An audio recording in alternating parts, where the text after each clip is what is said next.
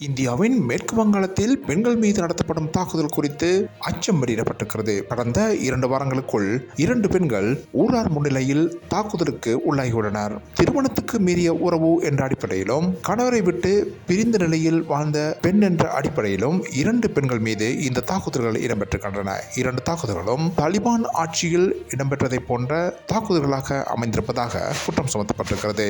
குறிப்பாக பஞ்சாயத்தில் இந்த பெண்கள் முன்னிலைப்படுத்தப்பட்டு அந்த பஞ்சாயத்துக்கு முன்னாலேயே தாக்குதலும் நடத்தப்பட்டிருக்கிறது. இதன் காரணமாக தாக்கப்பட்ட பெண் பின்னர் தற்கொலை செய்து கொண்ட சம்பவமும் இடம்பெற்றிருக்கிறது. இது குறித்து தற்போது இந்தியாவில் பல்வேறு அமைப்புகளும் குரல் கொடுத்து வருகின்றன.